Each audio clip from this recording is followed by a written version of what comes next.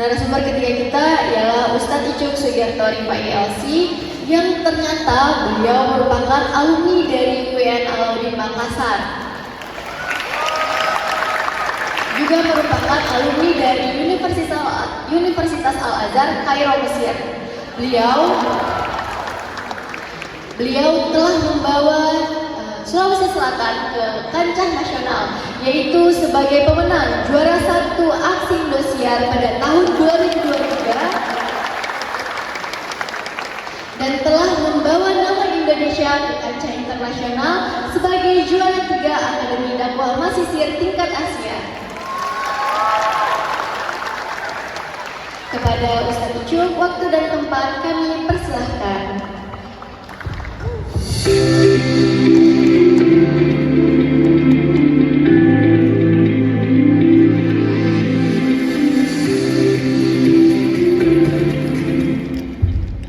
Pagi jalan-jalan ke UIN Alauddin, ternyata hujan deras.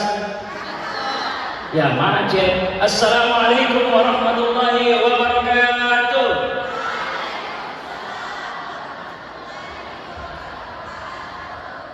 Di sini ada background kesehatan, katakan.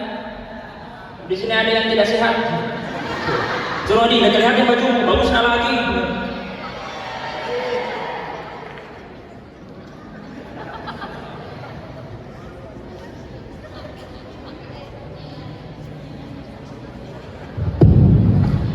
Pagi.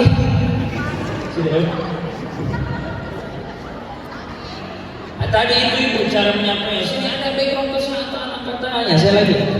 Di sini ada background keagamaan. Di sini ada yang tidak beragama. Santai ya. Pagi. Siang nih. Ulangi nak. Assalamualaikum warahmatullahi wabarakatuh.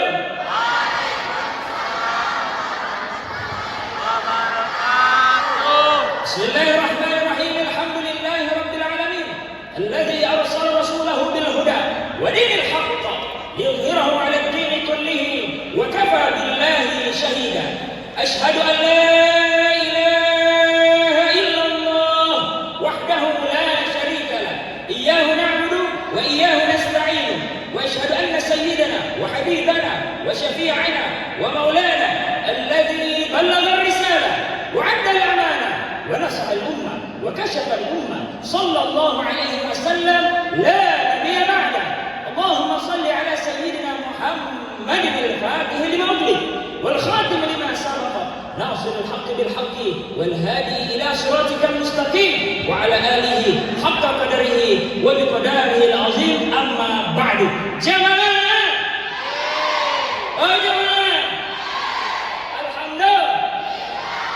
pertama-tama dan yang paling utama dan tak usah lama-lama Ibu Dr. Risna yang tadi telah memberikan pemaparan yang begitu indah melalui kacamata atau perspektif kesehatan. Begitu juga Pak Kaswa pulang minggu. Anak-anak Pak Kaswa itu ada 2 bestiku. Yang pertama tadi ada pergi haji, namanya Kak Abid, kalau kami panggil Kak Abid, senior kami. Yang satu anak-anak santri kami di Mampika Makassar. Kebetulan saya tinggal di Pondok Pesantren Mampika Makassar yang kemarin 19 orang lolos tes santrina. Jangan kata pertama, jangan tapi aku kuliah di sini. Saya mau luruskan dulu, saya bukan alumni dari sini. Saya sempat kuliah di sini 1 tahun. PDA, jurusan PDA, Pendidikan Bahasa Amerika, Arab, 2016 sampai 2017. Dan materi ini akan saya bahas di tengah-tengah tentang keajaiban suatu mimpi. Sebelum memulai, Noha dulu bertanya. Enggak jadi, ada namaku. Baru kalau bertanya ada namaku, pasti ada angkat tangan. Jadi perkenalan dulu teman-teman. Saya di sini bukan tamu, saya di sini keluarga. Ada 3 kali naik di sini. Hari ini 4 kali karena berdiri lagi di sini. Dulu waktu aku naik pernah ke stand up di sini 2016, 2 kali tampil di sini. Menghibur waktu ada kegiatan bermalam di auditorium dan tak mana-mana, pokoknya ada bermalam-bermalam. Iya. Kemudian waktu aku terima hadiah juara 1 stand up di UIN, jurusan tarbiyah. Jadi tarbiyah di situ juara 1 lah. Kemudian terakhir lagi waktu itu ada undangan, cuma bukan kedokteran, aku lupa ya. Di sini juga. Terakhir lagi bulan 11, anak mempegang Makassar terima hadiah juara umum. Naikkan lagi, ayo 5 kali naikkan di sini. Kenapa kali naik di atas? Mungkin saya perlu perkenalan dulu, bukan yang tamu di sini. Saudara semua di Makassar, ngasih nih. Kecuali istri orang Bandung tidak nanti akan hilang. Nama itu Icuk Sugiarto Rifai. Kebetulan saya orang Bumas. Ada orang Bumas sini. Bugis Makassar. Bapakku itu orang Bopal. Bopal. Bodi Malatai. Ya. Mamaku itu orang Tolo. Yang kemarin jembatan tol yang muncul buaya. Bukan sekarang itu. Jadi itu Icu Sugiarto berasal dari bahasa Bugis. Icu, pacu, picu, tampecu. Artinya keluar. Sugiarto itu berasal juga dari bahasa Bugis, artinya masuki. Banyak warna. Jadi sebentar kalau bertanya, diam. Jadi kalau sebentar bertanya, Anda bisa jawab kasih hadiah uang, insya Allah. Anda agak kalau kalian. Paling besar hadiahnya nanti umroh. Kebetulan ada tertentu, insya Allah umroh. Iya. Kalau lunas pembayaran. Jangan. Oh iya, apa temanya ini? Berdamai dengan diri. Berdamai dengan diri bukan berarti Anda putus asa. Tidak, saya ditakdirkan jadi manusia silver. Tidak boleh berubah jadi emas. Banyak warna lain. Di luar negeri itu dilihat orang yang luar negeri dia. Di sini bau gembel, goyang, tidak kreatif kan? Nah bilang itu begini tuh saya takdir tidak diam mau. Jadi bagus, estetik. Berdamai dengan diri. Apa tadi kalimat keduanya? Berdamai dengan diri.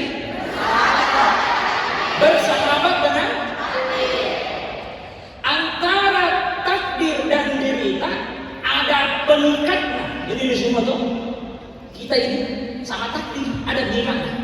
Itulah yang dikatakan dengan iman seperti bahasa tadi Pak Kasya. Al-iman harus kita beriman kepada siapa? Kepada Allah. Khairihi wa syarrihi. Mau yang baik, mau yang buruk harus kita terima. Tapi sebelum kita sampai di takdir, harus dulu punya satu hal. Ini mau bertanya. Harus ada mimpi tak? Anak-anak kesehatan. Mana anak kesehatan? Tidak kesuruh berkarya. Ada yang pegang mikrofon panitia? Saya mau tanya-tanya dulu anak-anak kesehatan. Jangan di kaki kita sambil di kaki kita. Yang lain, panitia, minta tolong. Saya mau bertanya ini.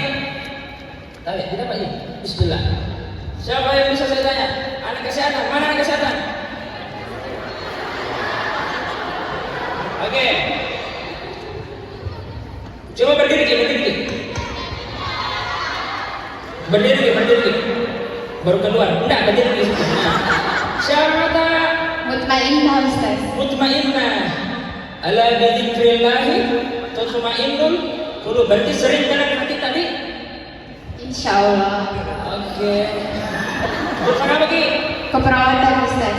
Apa cita-cita apa? Dokter. Orang apa Ki? Bulukumba. Oh, dokter Bulukumba. Jadi kita Bulukumba SMP, SMA dari mana Ki? Sebelum masuk sini? SMA di Madrasah Aliyah Pondok Pesantren PDI Matuani Bantai. Sebelumnya?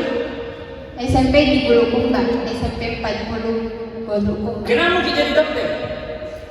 Karena banyak orang sakit, dan itu. Yang lain. Kenapa mau jadi dokter?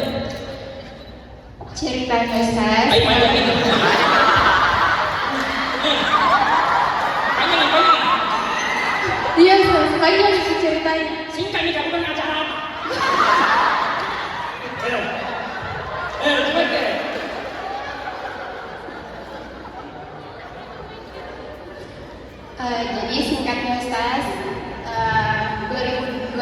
itu ibu saya meninggal. Jadi dia meninggalnya melahirkan adik saya yang keempat. Saudara saya yang keempat. Siapa paling tua di keluarga? Siapa paling tua? Bapak. Oh. Kedua kakek. Oke, meninggal mamanya. Terus melahirkan. Keluar dong anaknya. Adeta salah ucap.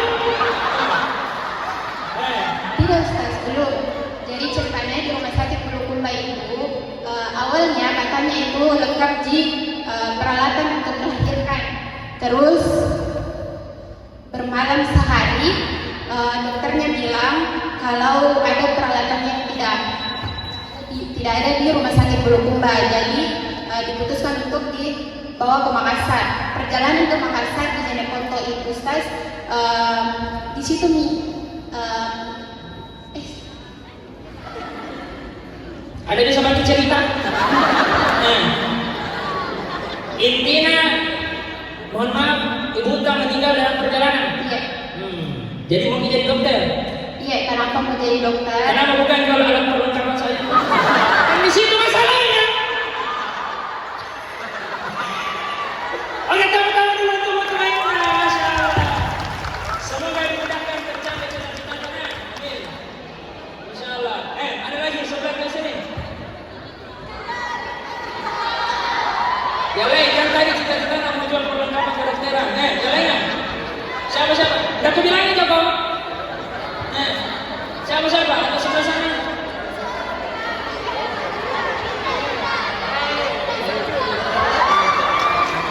Coba mau kata, udah menggigit ya?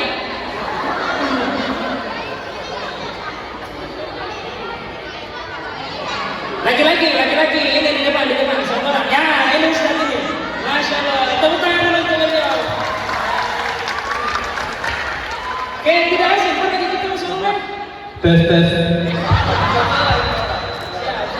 Siapa nama? Reza Wahyu Ustaz. Reza Wahyu. Jangan bikin bakteri, tidak gitu salah. Saya kira sudah kenal Ustaz. Pernah kita ketemu di mana? Di Bright. Yang mana ya? Ya. Jurusan apa? Kuliah di mana Ki? Di sini. Ya. Semuanya di sini.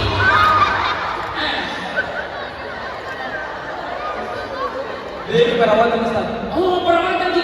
Oke, kita mau dirawat. Cita-cita tak masuk perawatan. Sebenarnya Ayo panjang di sini. Silakan. masuk jurusan keperawatan karena Ustaz, karena murah UKT-nya Ustaz. Karena murah UKT-nya. Karena kurang Murah UKT-nya. murah UKT-nya. Maaf, asli apa Ki? Asli apa? Orang Buton tengah. Oh iya. Berarti cita-citanya karena di mana nih universitas yang kurang UKT-nya? Cocok Ustaz. Pertama kedokteran berpikir mahal UKT-nya, apalagi uang gedungnya. Terus farmasi, 5 juta. Mending ke perawatan 2.500.000. Masih mahal itu. Masih mahal bagi saya. Mungkin bagi Ustaz mahal, bagi saya alhamdulillah sangat Orang kaya kan Pak? Pura-pura miskin, sombong amat. Cita-cita tak? Kenapa? Selain UKT, bisa tidak yang lebih bagus jauh? karena mungkin sama dengan yang tadi orang tua, tapi orang tuanya dia sudah meninggal, alhamdulillah saya masih hidup. Alhamdulillah.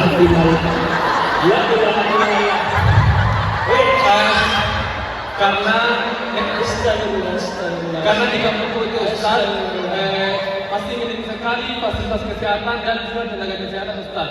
Oke, mama tak melahirkan? Tidak Ustaz, nenekku itu dia sering diabetes, tapi dia itu lebih percaya ke dukun Ustaz daripada tenaga kesehatan. Syirik! Lanjut, maka sampai ke dokter yang gimana? Terus bibiku kena diabetes juga. Lebih percaya juga kayak doa-doa orang tua daripada tenaga kesehatan. Oleh karena itu, saya ingin mengubah hal tersebut. Saya ingin menjadi tenaga kesehatan dan dapat merawat keluarga saya. Oh, bukan. Anda ingin merubah berhenti makan udang. Ya. Cocok Ustaz. Oke, terima kasih untuk saudara kita dari Buton. Jemaah, mau maaf kalau terlalu semangat karena insya Allah di sini bercahaya semua lah. Karena lampu. Semua anak cucu Adam harus punya mimpi. Karena mimpilah yang bikin bergerak. Karena mimpilah yang bisa sampai dari sini. Saya tadi dari setengah 8 ke jalan. Baru sampai jam 10. Macet bukan main. Tapi karena cita-cita aku harus mengisi di sini, datang kita pada waktu akhirnya sampai. Kalau ada orang hidup tanpa mimpi, maka dia tidak akan memahami kalimat dari firman Allah Subhanahu wa taala. Allah berfirman, "A'udzubillahi minasyaitonir rajim. Wa ma khalaqatul jinna wal insa illa liya'budun." Siapapun kita, satu, harus jadi hambanya Allah. Anda mau jadi orang kedokteran yang taat sama Allah. Anda mau jadi tentara yang taat sama Allah. Anda mau jadi pasien yang taat sama Allah. Anda mau jadi apapun, tugas Anda satu, bagaimana menggunakan fasilitas dari Allah Subhanahu wa taala. Jabatan, kedudukan, pemberian harta benda dari Allah, jadikan itu sebagai fasilitas menjadi hamba. Kalau saya tanya, ada yang mau masuk surga?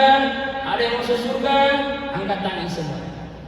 Tapi bagaimana cara nak masuk surga? Surah Al-Fajr 29:30. Apa Nabi bilang Allah di situ? A'udzubillahi minasyaitonir rajim. Fadkhuli fi ibadi. Wadkhuli tertib ayat. Perhatian dikit. Kalau mau masuk ke surganya Allah, fadkhuli jannati, masuki dulu dalam pintu kehambaan. Harus kalian dulu jadi hambanya Allah, baru kita bisa masuk dalam pintu kehambaan. Berarti kalau kita jadi manusia yang punya akal, umat Nabi Muhammad SAW harus kita tahu apa tugasnya di sini, yakni menjadi hambanya Allah. Adapun jabatan, kedudukan, harta benda, wanita tahta renata yang Allah titipkan kepada kita, jadikan fasilitasnya Allah untuk menjadi hambanya. Kalau ada orang punya cita-cita, misalkan saudara kita dari Buton masuk karena dia ingin mengobati dia punya keluarga. Misalkan saudara kita mutmainnah, tujuannya adalah supaya bisa menolong orang lain, supaya tidak ada yang meninggal dunia insya Allah. Maka jadikanlah semua itu cita-cita tak menjadi penggerak supaya bisa kita harap bergerak. Ada satu kalimat, ada 4 kata yang sering saya ulang-ulang di teman-teman pesantren kami atau di mana saya mengisi. Bergerak, beraksi, berkarya, bernilai. Seseorang kalau tidak punya cita-cita, dia tidak akan bergerak. Seseorang yang punya cita-cita saja banyak yang tidak mau bergerak. Mau gak punya mobil, apa mau bikin? Indro. Mau gak selesai kuliahku, apa mau bikin? Demo. Dana ini yang dibahas mahasiswa Jerman, bukan di sini. Di sini insya Allah sama. Saya pusing kalau pikir orang demo. Kalau fakultas lain mungkin demo ambil batu, fakultas sana ambil kayu. Kalau kedokteran apa? Bos suntik. Dokter bagaimana? Kalau Anda punya cita-cita, tugas Anda adalah meraih cita-cita Anda. Kalau Anda punya mimpi itulah yang menjadi sebab Anda bergerak. Tugas Anda bagaimana mewujudkan mimpi Anda.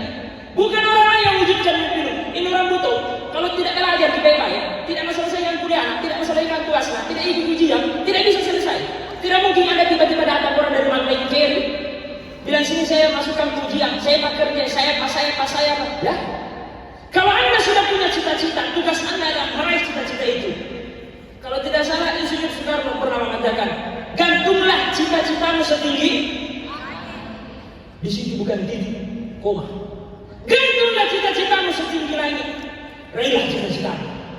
Jadi istilah mana ini kita gantung. turun bikin bilang raih ngapa sudah. Kalau kita sudah punya cita-cita, tugas tak raih. Kalau di masa mendatang kita habiskan masa tak kesehatan, umur tak, fasilitas yang ada, kita habiskan dengan berleha-leha tanpa tujuan mencapai cita-cita, maka cita-cita tak akan mati dan akan bangkit nanti di usia tua berupa penyesalan. Berapa banyak orang tua tak di sana? Nah bilang isandena dulu nak ayah jadi asyik adena menyesal. Kenapa? Karena waktu yang dikasih sama Allah kesehatan, dikasih di harta benda, dikasih di umur, waktu dan lain sebagainya, tidak menggunakan itu fasilitas kan untuk raih cita-cita. Ada yang mungkin bertanya, bagaimana boleh? Saya cita-cita aku ingin jadi dokter buton, dibutuhkan mau jadi seorang dokter spesialis. Tapi baru jatuh saat mata pelajaran akun ragu, ataupun rari bahasa Afghanistan itu mengeluh. Baru dikasih satu cobaan, mengeluh. IDE dosen itu ngasih satu, nah bikin status di Facebook. Belum cukup 1 menit dilek sama dokter yang bersangkutan. Itu temanku tidak nabayar utangku. Pekerjaanku tidak selesai. Berapa banyak orang-orang kalau mau sampai di tingkat pencapaian, dikasih dulu ujian. Untuk habis ujian, untuk memantaskan diri kita. Layakkah kita untuk naik di tangga 2? Layakkah kita untuk naik di tangga 3? Kebanyakan orang merangkai, tidak naik tangga, naik lift. Maka yang terjadi nanti dia tidak punya kapabilitas untuk menggendong mimpinya sendiri. Maka kegagalan adalah batu kecil yang harus Anda lewati. Kalaupun Anda menghindari batu kecil itu, akan bertumpuk di depan tak. Kalau tugas selama ini hanyalah menghindar dari batu kecil ke batu yang kecil yang lain, maka bertumpuklah batu itu menjadi batu besar. Tidak ada lagi jalan lain kecuali hancurkan itu batu besar dan pasti setengah mati. Mumpung masih kecil, artinya mumpung masih muda, dikasih kesehatan mata, telinga, pendengaran, napas, ini leher tak bisa menenang air muda tanpa merasakan sakit. Gunakan fasilitas itu untuk capai tujuan tak, dan jadikan tujuan tak itu adalah cara untuk ditaqarruban ila Allah azza wa jalla, mendekatkan diri kita kepada Allah Subhanahu wa taala. Kalau kita punya cita-cita, kita punya mimpi, tugas kita adalah bergerak, berusaha. Nah, bilang Ustaz tadi, ada yang dibilang takdirmu berat, ada juga dibilang takdirmu Allah. Cita-cita aku ini mau gak jadi dokter, tetapi kadarullah saya ditabrakkan dengan keadaan. Mungkin, mohon maaf ya, orang butuh lain cerita, meninggal orang tua anak. Mungkin keselok kakinya tidak masuk ujian pasna. Orang mau kerja tes atau ujian, maka jadikan cobaan itu menjadi sebab semakin semangat. Kenapa bisa? Saya cerita sedikit tentang mimpi dan bergerak. Tahun 2016 yang lalu, kami dari MPK Makassar mendaftar kuliah di Mesir. Tesnya itu di gedung rektorat di atas. Kami daftar. Singkat cerita, turun pengumuman 11 orang mendaftar, 11 orang nggak lolos. Tapi yang terjadi, ini qadarullah. Ini urusan Allah. Yang terjadi 10 yang berangkat, 1 orang tidak. Itulah saya yang tidak berangkat. Ku antar itu temanku, bos kaya ke Mesir, tapi yang terjadi 2016, bapakku kena tidak ada uang untuk pergi di sana. Nah, bila mamaku kenapa mau ke Kairo? Nah, kita saja makan setiap hari ke Kairo, bulan diterima. Dari Kairo ke Kairo. Nah, larang mamaku. Tetapi satu hal, ketika ada satu masalah, pasti akan ada muncul 1000 kebaikan. Itulah tafsir nanti pembahasan surah Al-Insyirah. Alam nashrah laka sadrak, fa inna ma'al usri yusra. Inna ma'al usri yusra. 2 kali. Kalau ada kesusahan, pasti ada kemudahan. Kalau ada kesusahan, pasti ada kemudahan. Dalam bahasa Arab, kalau pengulangan 2 kata berarti nasa banget. Nasa banget. Ini bahasa Portugis. Anu betulan. Jadi saya terima. Ku antar kita temanku 10 orang ke bandara. Saya ingat sekali situ bulan 9. Kuliah di sini sudah di Mekah. La ilaha illallah. Saya antar ke bandara. Teman-temanku semua pergi, menangis Kak. Cuma belum ada di situ musik. Masalah, mendadak nih. Pokoknya menangis Kak. Sedih sekali Kak, tidak tahan 11 orang yang mendaftar, 11 nggak lolos, cuma 10 diberangkat, saya tidak. Saya pulang, menangis Kak di situ. Dan, gua ambil motor di situ. Nah, tegur ke orang, deh. Kenapa kau bilang salah motor? Sorry. Menangis Kak. Dan udah gitu. Apa? Menangis Kak. Sepanjang jalan dari bandara sudah Nasaruddin menuju Mampegadaya. Menangis Kak. Masuk di pasir. Saya masuk di masjid karena waktu itu saya kuliah di UIN sambil kerja sebagai tukang sapu. Saya membersihkan di Merdeka Makassar. Saya pulang, saya tulis di kertas portofolio, tulisan besar. Saya bilang begini, kuliah di Indonesia ribet. Mohon maaf kalau ada nanti bermasalah, cuma ini motivasi untuk saya. Kuliah di Indonesia ribet, luar negeri jauh lebih baik. Kenapa bisa itu motivasiku? Karena mau sekalian kuliah juga di luar negeri, bukan di swasta, dan di luar negeri betulan. Itu terus setiap hari kuliah. Sebentar saya pergi, jadi saya itu tukang sapu mulai dari jam 5 subuh sampai jam 7 pagi. Saya tukang sapu di Mampega. Di saat bersamaan saya ketua tingkat di BBA. Jadi itu loh saya datang jam 7.10, saya bawa tinggal ke Mampega jam 7. Si terima itu istighfar salawat semoga diluangi saya daripada dosa. Iya betul. Saya sering datang keduluan daripada dosa.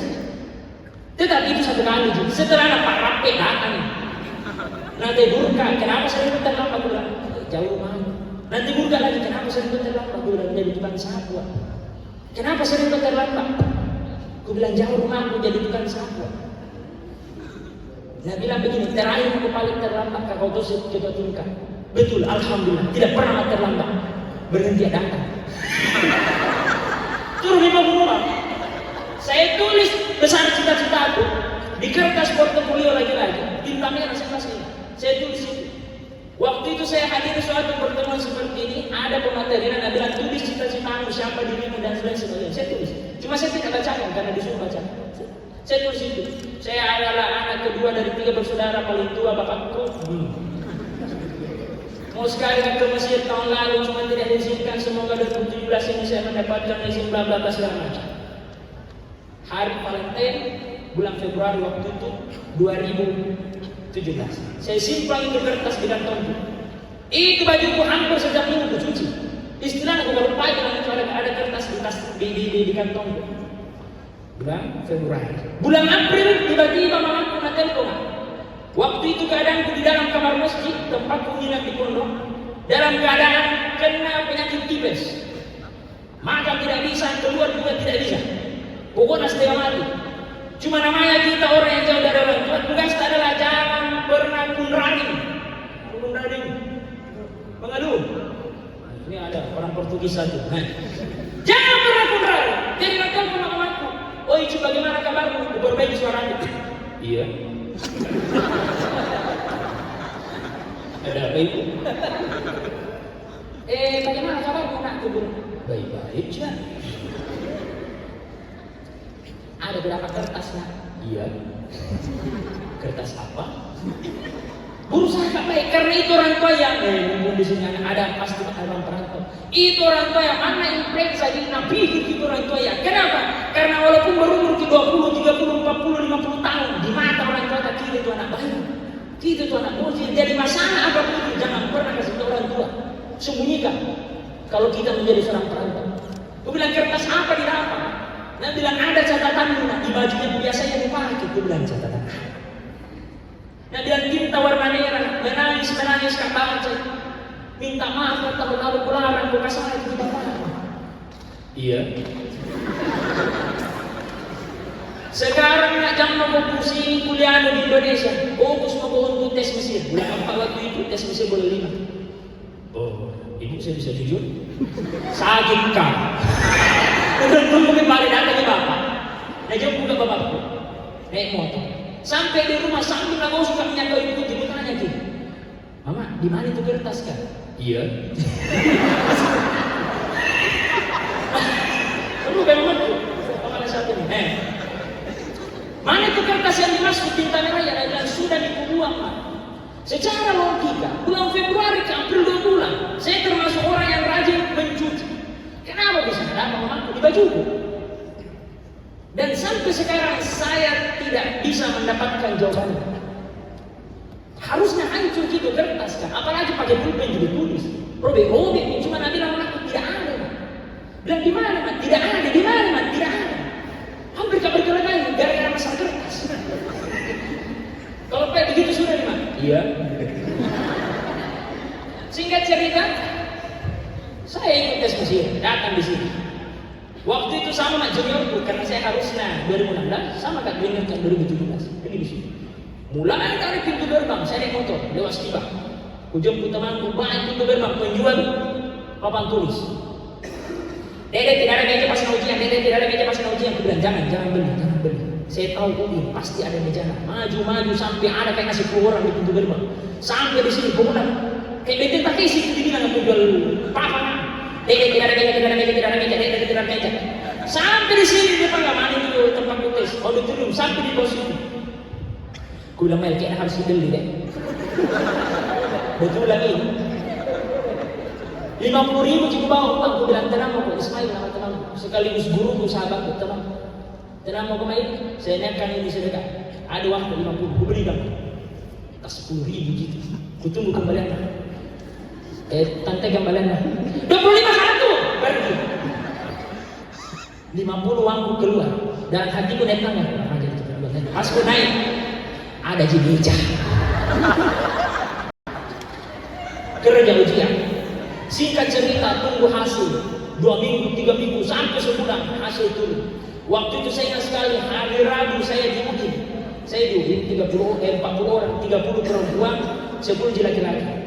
Saya ditelepon sama pimpinan pondok. Itu buka HP, ada itu turun hasil ujian. Karena pengumuman pertama tidak ada nama. Ditunggu pengumuman kedua, menunggu berminggu-minggu. Saya diangkat. Kenapa gitu? Dan bilang ada itu piringanku. Buka Ki, siapa tahu ada nama. Iya, oke, aku buka. Ada nama di situ. Tiba-tiba kabar teriak. Alhamdulillah. Teman-temanku yang perempuan bilang, kenapa Ki? Aku bilang lolos kamu sih.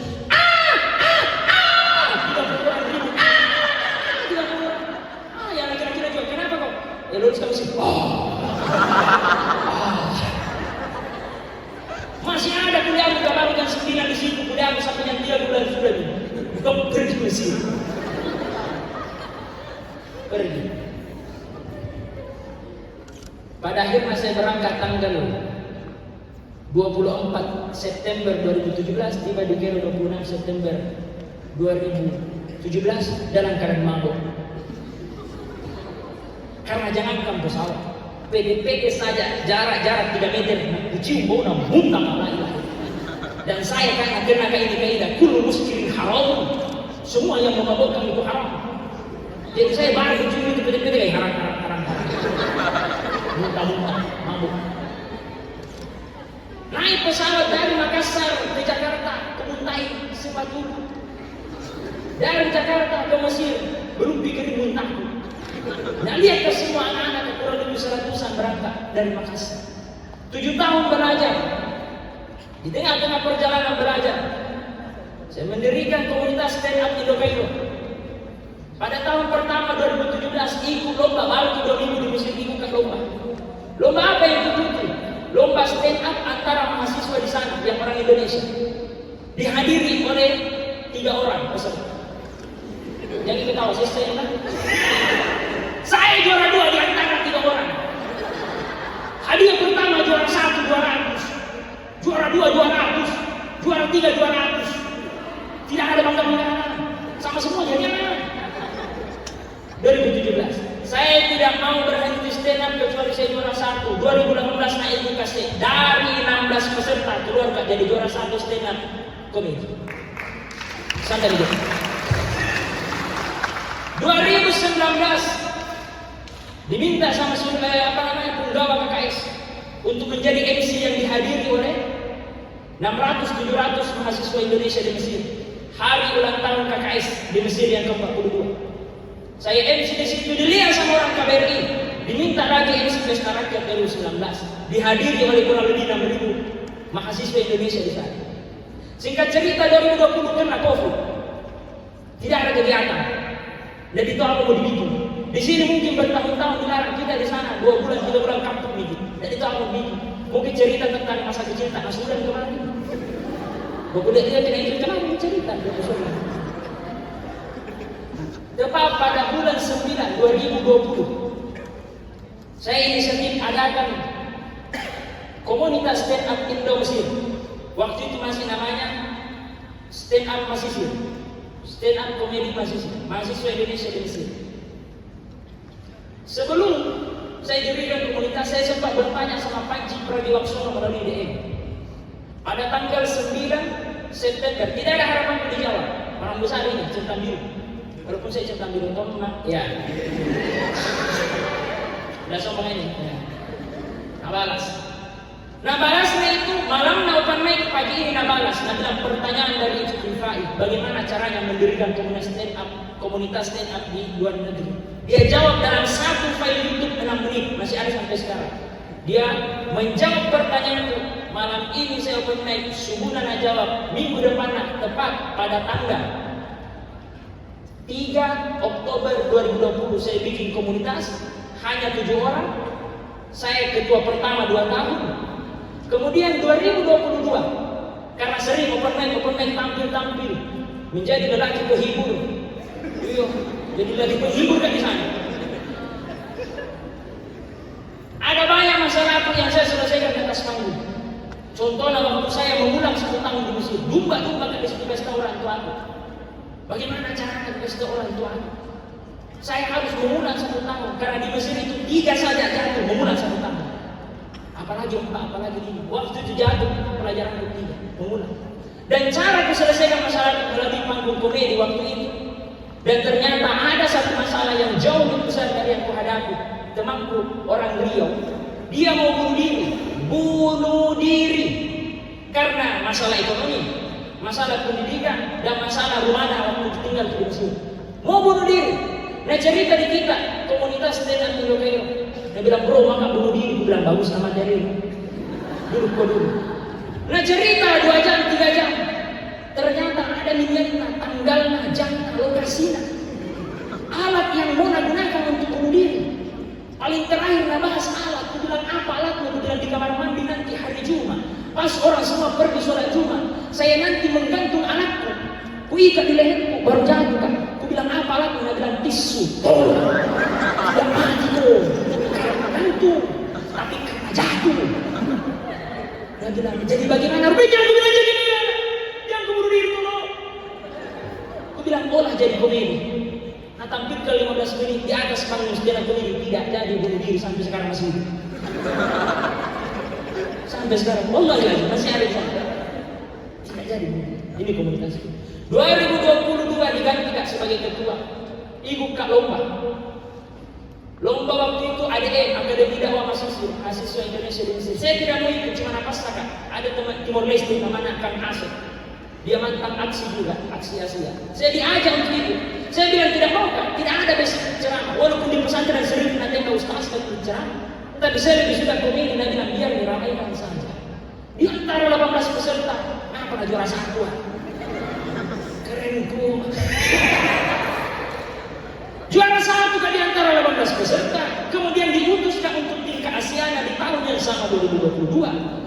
2022 Oktober tingkat Asia. Kenapa juara yang lagi? Juara 3 ya. Juara 1 orang Brunei Darussalam. Juara 2 orang Indonesia, juara 3 orang Indonesia, juara 4 orang Thailand. Juara. Singkat cerita, aku bilang kenapa gak bisa juara belum banyak ceramah. Basic pun tidak terlalu paham apa-apa. Tapi mungkin itu takdirnya Allah. Ternyata setelah pengumuman juara, saya berangkat ke umroh, diberangkatkan, alhamdulillah. Saya berdoa di depan di Raudhah Asy-Syarif, antara mimbar Nabi dan rumah Nabi. Di sujudku itu, tidak boleh orang berdoa sambil duduk, kalian kan bisa duduk duduk, sujud ke situ. Ya Allah, izinkan kau dong berangkat walaupun 1 kali sehari, 1 kali setahun di tempat ini. Kalau bisa kasih berangkat tol 5 waktu, bapakku tapi tidak ada waktu, kau maha kaya ya Allah. Bangun lagi karena habis nafasku. Sujudkan lagi, ku minta semua. Karena di dalam riwayat hadis, siapa yang berdoa di antara makam Nabi dengan mimbarnya Nabi, pasti Allah ijabah. 2022 bulan 11. 2023 Waktu masa-masa ujian, Al-Azhar ujian Januari sama Mei. Nah telepon temanku, teman stand upku, nah bilang itu ada lomba di Indosiar, ikut. Aku bilang siapa saya? Indosiar itu SMS, siapa saya?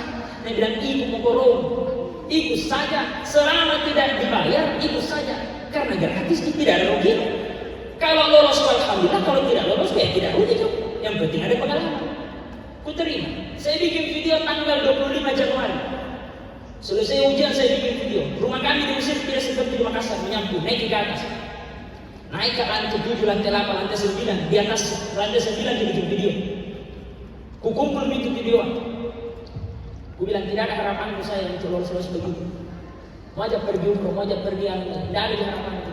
Ngapa 2 minggu? Sementara saya mengurus visa untuk berangkat umroh, dibatalkan sama pihak Mesir karena tidak lengkap berkasnya, foto-foto dan sebagainya. Jadi uangku yang kemarin pada dapat umroh 2022 aku pakai untuk beli tiket. 2 hari saya beli tiket tepat tanggal 12 bulan 2 2023. Saya ditelepon sama pihak Indonesia, dinyatakan lolos tes tahap pertama lomba ceramah tingkat nasional, yakni aksi Indonesia di antara 3.500 peserta. Aku bilang, apalagi selanjutnya ada tahap kedua, 2 hari ke depan, yakni hari Kamis. Silahkan siapkan materi. Yang kemarin bentuk video, Instagram, YouTube atau Twitter, sekarang harus Zoom langsung sama Kurindo Siap. Ku siapkan materi itu 2 hari. Oh, teko tidak terus. Allah Subhanahu wa taala berfirman, oh itu telah dibunuh. 2 hari tidak ada tidur. Siapkan itu materi. Singkat cerita tiba hari itu. Waktu itu kita di sini sekitar jam 11, di sana baru jam 6 subuh. Nah tanya, nah surat ceramah, surat mengaji, kira selesai karena di depan kita 5 menit keluar dari sini. Saya kenapa ada 30 menit? Nah tanya, Kak bisa ceramah? Bisa ceramah. Bisa mengaji. Tiba-tiba pertanyaan bilang, katanya stand up komedian, bisa dong satu materi? Dia bilang, bisa dong diam. Tiba-tiba ada ceramah, kenapa sudah stand up? Karena memang kami kumpul berkas waktu itu, sehari sebelum Zoom.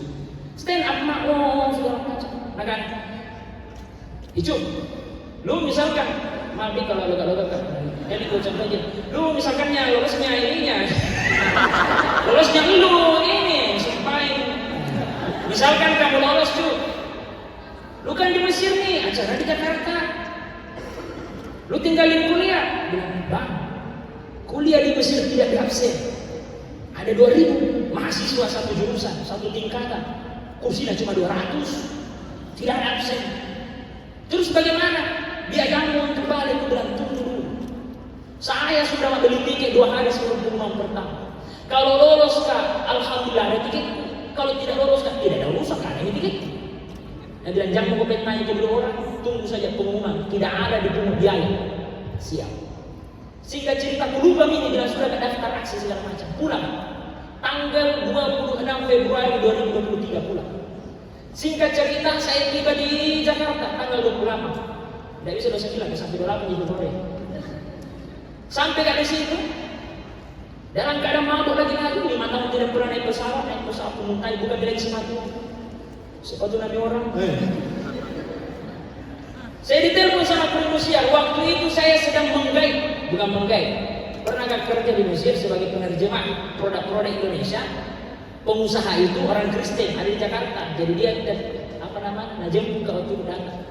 Sambil cerita-cerita, dapat telepon tanggal 1 Maret dari kru Indonesia. Kumatikan nih, kukira penipu. Karena bisa nonton nomor musik. Pas kan ada aturan diangkat, jadi kucek dulu siapa nih orang. Ternyata ada betul namanya Bang Beri Indonesia. Kuangkat. Sementara ini turun apa lagi namanya? Tangga-tangga ini? Eskalator. Ya eskalator. Sorry. Eskalator. Saya berdiri di belakang, dibilang sama Pak Joni sama istri berdiri di depan. Orang yang terima waktu di Jakarta. Halo dengan Pak Icu. Iya Pak, ada. Selamat Anda dinyatakan lolos aksi sosial. Masuk ke 24 besar, tapi kalau bisa jangan bikin status. Oh alhamdulillah. Pak Joni orang Kristen, tapi ada yang kalimat alhamdulillah balik begini. Oke itu. Jangan bikin status ya. Sampai aku di lantai bawah, dia bilang Pak Joni ini pikir dulu sama istri aja. Kenapa Pak? Itu tadi siapa yang nelpon? Dia bilang guru Indonesia. Kenapa? Lolos ke lomba ceramah tingkat nasional. Ada 3.500 peserta. Saya masuk. Tidak begitu tadi bicarakan. Ya saya masuk Pak, 24 orang. Oh puji Tuhan, nak luka. Senang aku alhamdulillah. Karena senang mau berpuluh istri dan jam mau oke. Kira senang bisa. Oke. Saya pulang ke Makassar besok tanggal 2. Tidak nak lagi waktu. Saya ada 7 kali pulang Makassar, Mesir Makassar atau Saudi Mesir. Tidak pernah ke pesta orang. Kayak itu mana kan? Di mana begitu sudah mau pulang jadi besok mana tuh? Yang. Tahu saya tahu. Pulang. Nah jemput ke kakakku, kita kasih tahu ada di bandara. Dia jemput pertama kali tiba di Makassar pakai mobil soda. Jadi kakakku di depan samping sopir, saya sama soda. Dan di belakang botol sesana. Pulang ke Makassar. Keluar ke rumahku di pintu. Siapa itu nak? Tanya kakakku. Nah bilang itu, menangis tuh. Nah perlu, nah bilang kakakku, saya kakak Nabi sebelah itu. Sorry Pak, mirip. 5 tahun tidak pernah ketemu. Masuk ke rumah. Menangis mamaku, lama aku tidak ketemu lagi. Bapakku juga menangis. Aku bilang harus berubah ini keadaan supaya tidak menangis orang. Aku kasih tahu, aku bilang lolos ke aksi Indonesia. Mama, sudahi kesedihan ini. Apa nak? Yang kedua, lolos ke aksi Indonesia dari 3.600 peserta. Ada nama aku di situ 24 peserta. Serius mana? Serius. Tambah menangis. Mamaku menangis, bapakku menangis, kakakku menangis. Anda suruh kalau tidak ikut menangis doang. Jam 2 malam menangis. Tidak ada yang percaya. Curi Fahil lulus aksi Indonesia. Tidak ada percaya. Saya juga tidak percaya. Kenapa nak boleh lulus? Sehingga cerita saya ke pondok. Pimpinan pondok juga tidak percaya. 2 minggu di Makassar. Ketemu salah satu sebelum berangkat ke Jakarta, Guru Tak Baharudin. Beliau minta doa. Setelah itu besok berangkat. Ketemu dengan Ustaz Rahman Maros, berangkat. Singkat cerita, ikut selama 1 bulan 2023. Lomba, juara lagi. Karena juara tingkat Indonesia, diminta lagi tampil 2024 tingkat Asia. Di sini tidak juara. Keluar dari 24 peserta, saya keluar dari 5 besar. 2024 berlangsung berjalan, selesai kuliah di Kairo, pulang lagi ceramah maulid, bla segala macam mengisi. Kemudian di akhir tahun 2024, tepatnya tanggal 7 Desember, ada orang nak ajak kerja sama travel. 2 bulan kupikir sejak Oktober, November, Desember tanda tangan kontrak. Kita kerjasama hitam di atas putih. Jadi alhamdulillah ada travelku namanya Sofia Amanah. Tanggal 7 Desember kemarin didirikan. Kemudian 2025 tanpa sengaja dan tidak diniatkan ada seorang gadis gelis pisang dari Bandung. Saya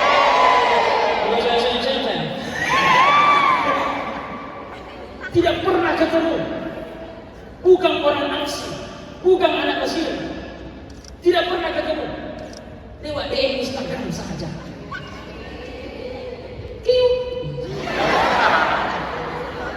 Kenalan. 2 minggu perkenalan.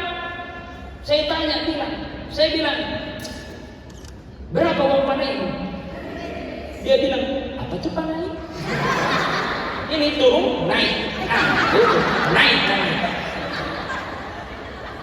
Tidak ada di Bandung. Oh, tidak ada. Tapi biasanya berapa? Sekian. Wow. Potong cashback nih 70%. Bikin proposal.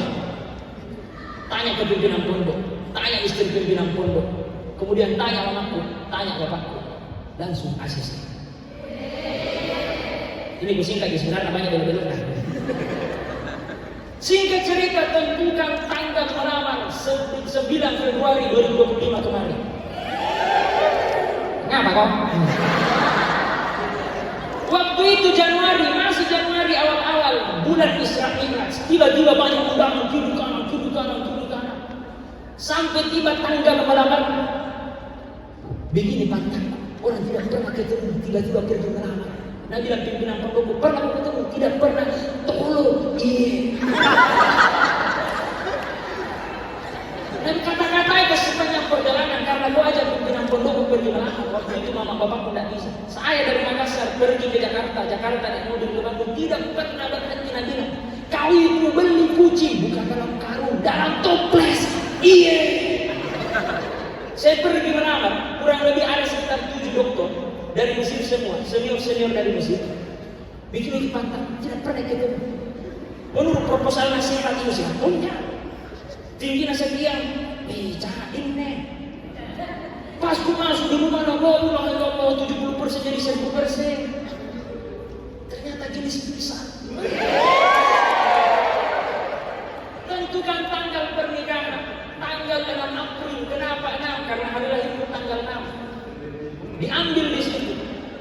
Masuk Ramadan, undangan di kanan, ceramah subuh, ceramah tarawih, ceramah buka puasa, orang meninggal, wow banyak banget meninggal. Di Makassar itu lagi bilang guru kau kalau ada di Makassar banyak orang meninggal, alhamdulillah. Ini pernah ditanya waktu bicara pernikahan, dia bilang kau sebelum Biku menikah waktu itu 2023 belum Biku menikah berani gua kasih ceramah pernikahan. Kau lagi saya ceramah tasya dari mana? Belum jadi juga. Santai Ustaz. Itu ini bisa sudah pandang. Menikahlah kami setelah lebaran tanggal 6. Ini sedikit tipis-tipis uang padanya.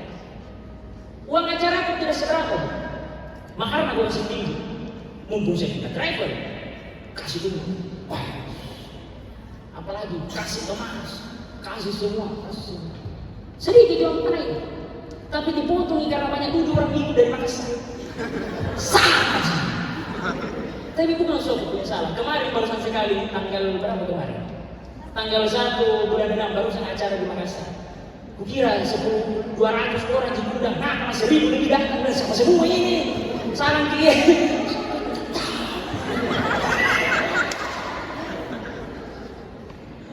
Ada satu hal yang saya katakan. Saya tidak pernah bermimpi untuk jadi ketua stand up. Saya tidak pernah bermimpi untuk jadi juara lomba ceramah. Saya tidak pernah bermimpi untuk mendirikan travel. Tetapi ketika kita punya satu mimpi kuliah di luar negeri, bapak panggil gitu dengan adalah, gitu tidak deh. Dan rezeki. Orang yang diberi rezeki disebut padahal bukan. Jangan itu padahal. Bapak panggil mulai dari Mesir pecah semua. Ada pengalaman kerja terang bulan itu. Aku bilang itu udah keras, udah terlalu banyak gerakan.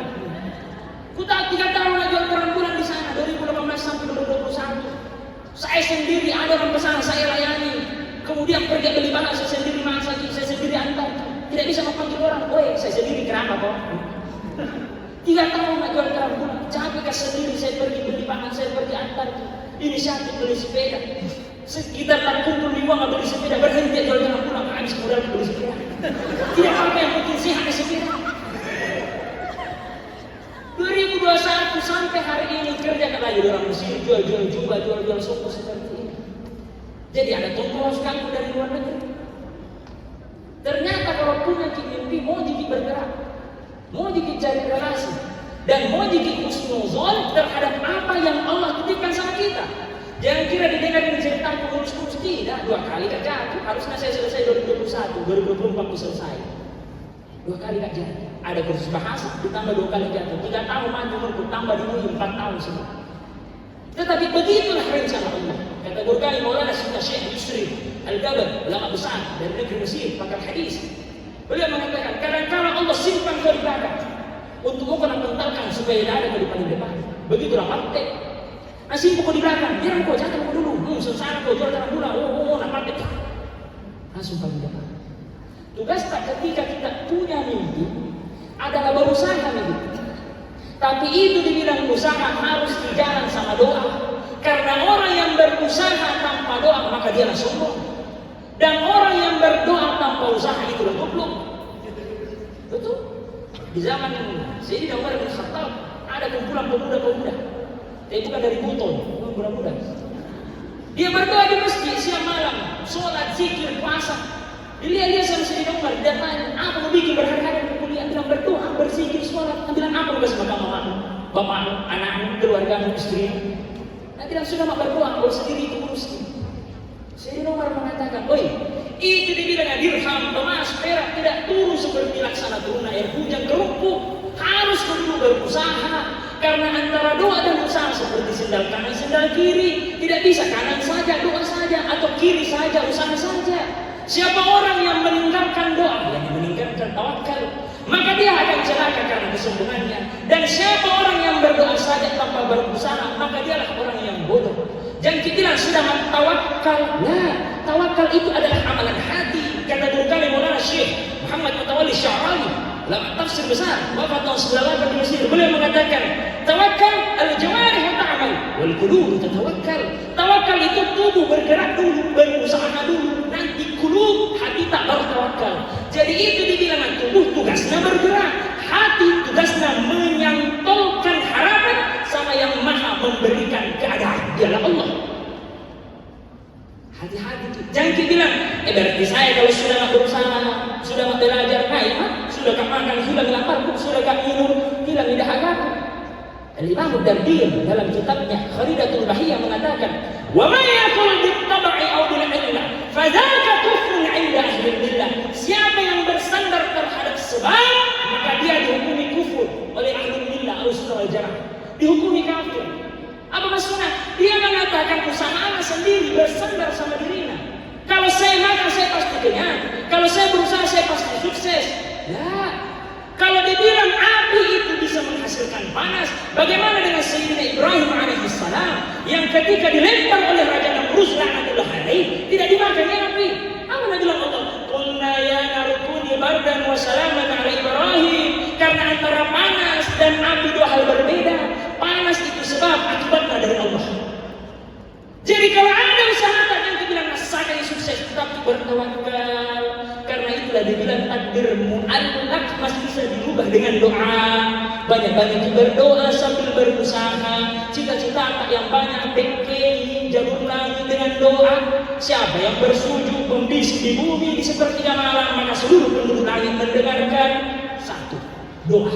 Yang kedua husnuzon, kalau ada cita-cita apa, misalkan orang dari Buntut, cita-cita anak mau dari Bosna pergi di sini, minta ke Allah, ya Allah berikan aku motor ninja, tapi Allah tahu kalau dikasih motor ninja apa lagi kata-kata, tidak dikasih, dikasih saja jaket grade, tidak masalah. Boleh jadi pencapaian tak di satu hari itu di keadaan tersebut tidak Allah kasih, karena kalau dikasih kita belum dibantu celaka. Misalkan motor keluar dari kosnya, tidak sengaja si kiwannya tak butuh di batu, kode-kode. Ini semua simpang batu siapa masalahkan. Padahal kalau mau husnuzon dengan apa yang terjadi, mungkin sekian detik ada jatuh mangga, ada jatuh balu-balu, ada terlintas.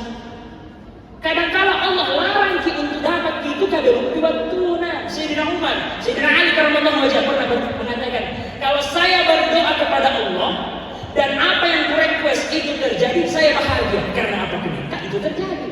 Tapi kalau saya berdoa kemudian tidak terjadi sesuai keinginanku, jauh lebih bahagia kan? Kenapa bisa Sayyidina Ali? Karena yang terjadi bukan keinginanku, tapi keinginan Allah, dan keinginan Allah tidak pernah kecewakan hambanya. Doa, usaha, tawakal. Bentena iman. Kalau mau ini kan rahasia terakhir nih, kada tanya jawab terakhir. Kalau mau jalur cepat, sukses dunia, sukses akhirat, satu, berbakti sama ibu bapak kita. Berbakti sama ibu bapak kita. Ridullah fi ridul, wa sukhtullah fi sukhti. Ridona Allah tergantung ridho ibu bapak kepada anak. Murkana, marana, murmuruna Allah tergantung murka marana ibu bapak kepada anak. Hati-hati kita berucap yang punya orang tua. Jangan bikin marah karena mengucapkan sesuatu atau melakukan sesuatu. Kalimat fala taqul lahuma uf dalam surah Al-Isra. Wa qada rabbuka alla ta'budu illa iyyahu wa bil walidayni sampai akhir. Perintah mentauhidkan Allah sama berdampingan dengan perintah berbuat baik kepada orang tua. Fala taqul lahuma ahli tafsir mengatakan kalimat yakni membuat sakit orang tua. Bukan cuma, oh betul, bingung beli masaku, sakit hati orang tua ada. Mungkin ada istilah lain, betul, bingung beli roiko, saya lagi disuruh. Betul, bingung dulu beli SP kok, maka anda dan kalau sakit hati orang tua tak, celaka dunia, celaka akhirat. Uququl walidain, durhaka sama ibu bapak tak. Kalau kita durhaka dunia akhirat nanti diapa? Kejar doa itu orang tua, apalagi mama tak yang masih hidup orang tua anak. Nah kalahkan 70 ulama wali kutub. 2013 lalu mamaku pernah nonton aksi Indosiar ternyata juara Tofa baru cerita. 2013 subuh-subuh karena acara subuh-subuh di Indosiar panggil ke itu sini saya pun nah tunjuk televisi yang bilang semoga bisa berdiri di atas panggung itu. 10 tahun berlalu 2023 bukan cuma bisa Kak berdiri di atas panggung Indosiar Kak, tapi keluar Kak sebagai juara 1 orang pertama dari Makassar juara ceramah tingkat nasional. Kenapa? Doa mamaku 2013 lalu waktu nonton aksi Indosiar. Untuk aksi nonton. Bukan Alim Dharma. Coba yang 2013 lalu itu selesai banget. Semoga bisa jadi seperti itu. 2023 jadi naga ya. Keluar api dulu cerita sedikit. Ketika mau terima hadiah, ternyata pihak Indosiar datang ke mamaku tanpa sepengetahuan itu. Sudah aku tampil ke belakang panggung. Ada mamaku di situ. Mana? Itu. Mana? Itu. Apa dia bikin? Itu. Sudah lewat. Sudah. Apa dia bikin? Saya bilang, nanti kan Indosiar bikin mumpung gratis. Jalan-jalan di sini. Begini mak. 10 menit lagi diumumkan siapa juara. Tidak ku tahu juara berapa Kak, tapi ku tahu hadiah kalau juara. Yang pertama kalau juara 1 150 juta sama umroh 3 orang. Sujud syukur kita. Juara 2 100 juta sama umroh 3 orang. Sujud syukur kita. Juara 3 50 juta sama umroh 3 orang. Sujud syukur kita. Juara berapapun itu yang ngasih enak. Ada semua mana? Ada semua umroh 3 orang. Sujud syukur kita. Nah bilang anakku, oke nak.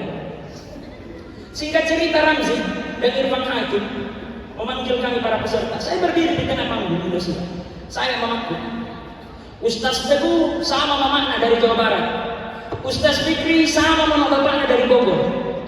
Ramzi mengatakan, dan juara 1 aksi Indonesia 2023 adalah musik.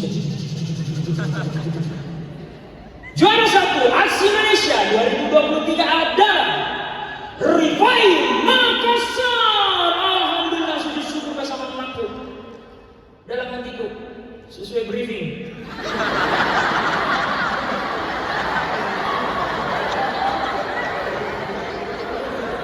Ini ngaji aku, ini ngaji. Bagus mak, bagus.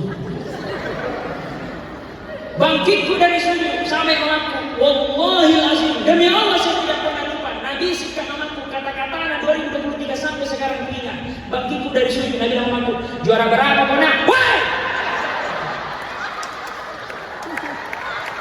Juara berapa?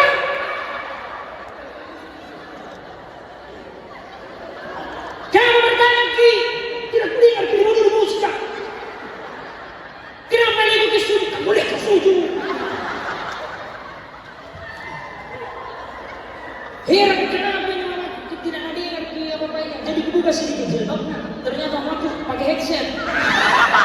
Baru musik yang dengarkan statue. Jamaah simpulan.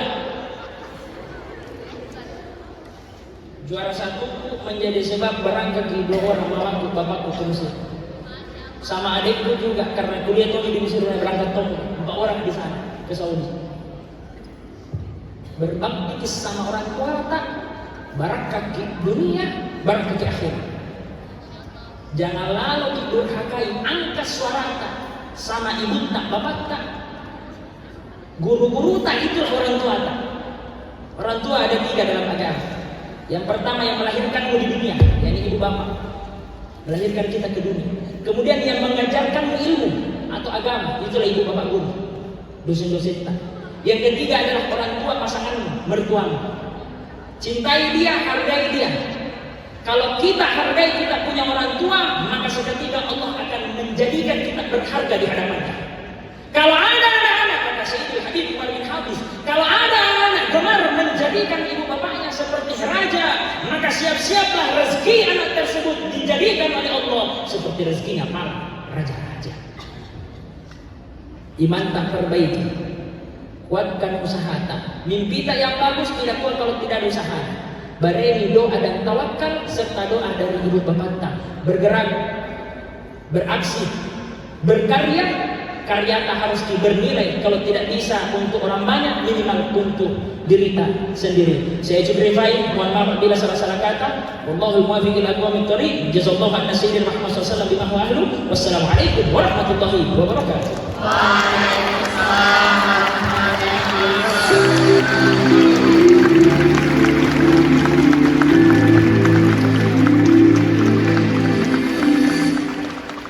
Sekali lagi teman-teman, tepuk tangan yang meriah.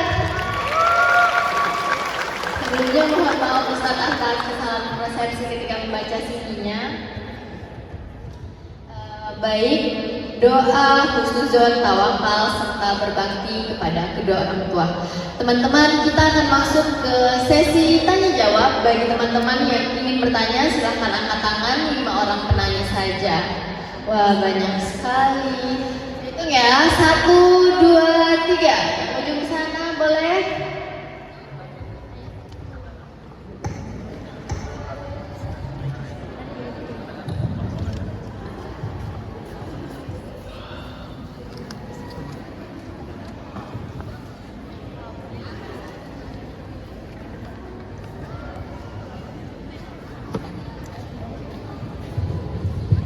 Sana yang di ujung sana, di belakang pakai jilbab abu-abu.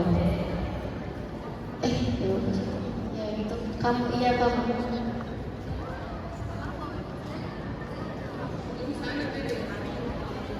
Boleh angkat tangan lagi?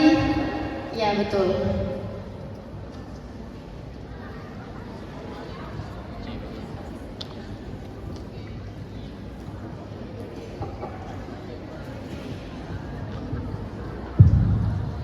Baik, bismillahirrahmanirrahim. Assalamualaikum warahmatullahi wabarakatuh. Perkenalkan, nama saya Rosmini. Saya ingin bertanya kepada narasumber kita. Pertanyaan saya itu, di saat kita mulai berdamai dengan diri kita sendiri, lantas misalnya kalau kita kumpul-kumpul dengan teman atau semacamnya bicara,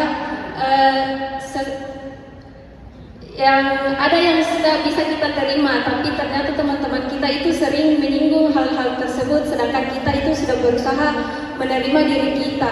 Bagaimana kita bisa tetap menerima diri kita agar bisa berdamai dengan takdir? Terima kasih.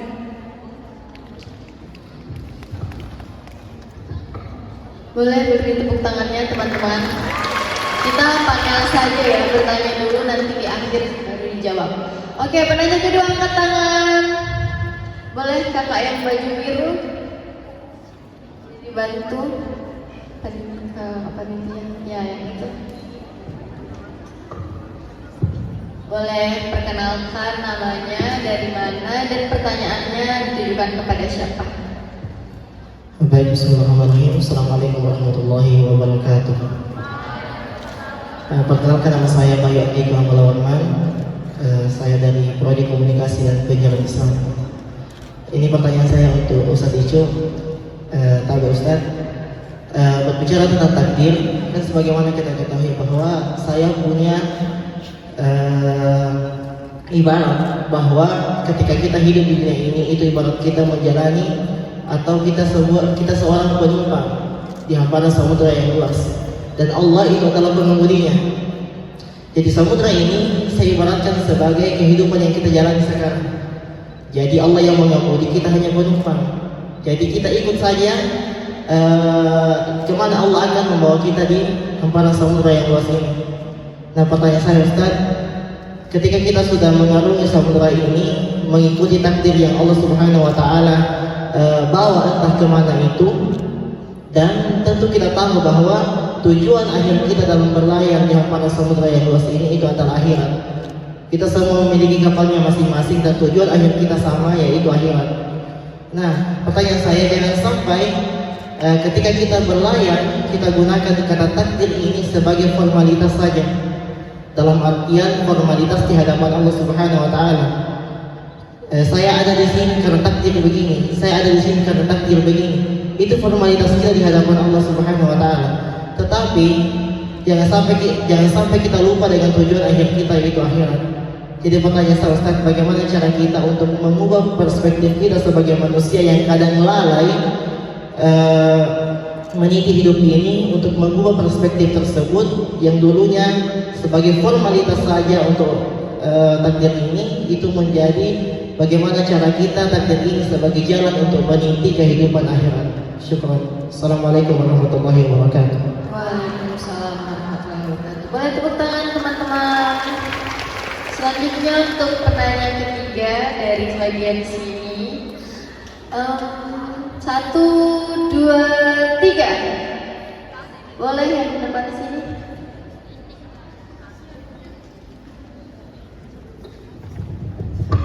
Assalamualaikum warahmatullahi wabarakatuh. Perkenalkan, nama saya Nur Asisya. Saya memiliki 2 pertanyaan Ustaz. Yang pertama, apa yang dapat diterapkan untuk atasi rasa penyesalan dan kekecewaan terhadap seseorang dan masa lalu agar bisa capai kedamaian batin? Dan pertanyaan yang kedua itu, bagaimana Ustaz kita bisa membedakan antara menerima takdir dan menghindari tanggung jawab atas pilihan dan tindakan kita? Terima kasih Ustaz. Oke, beri tepuk tangan teman-teman. Selanjutnya ke pertanyaan keempat. Boleh kakak yang di ujung sana, yang laki-laki?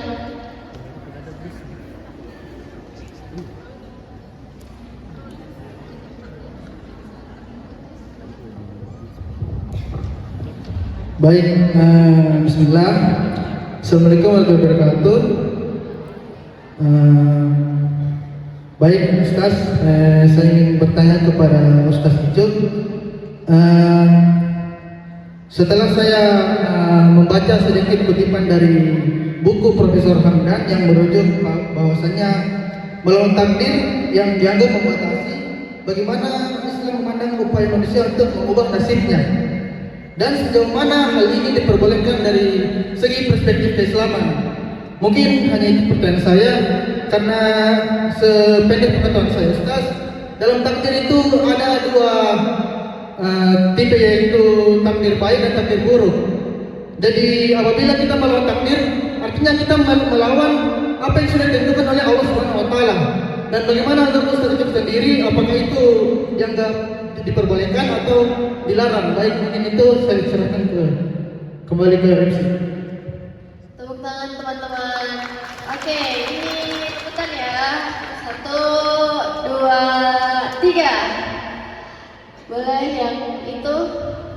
Situ. Ya, sudah berdiri orangnya.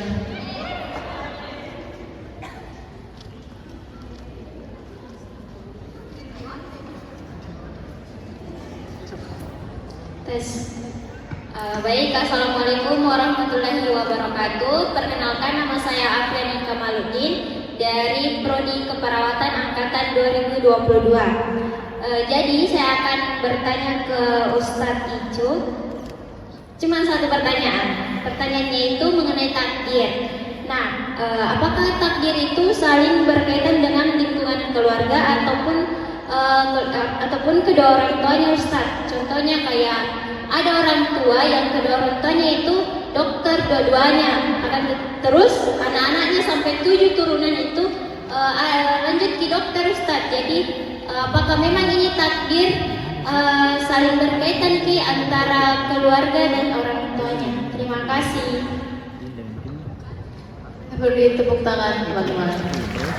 Oke, mungkin itu saja dulu dari sesi pertanyaannya. Jikalau masih ada waktu, nanti akan kita buka sesi lagi. Kami persilahkan kepada kedua narasumber untuk menjawab. Apa perlu dibacakan ulang pertanyaannya, Ustaz?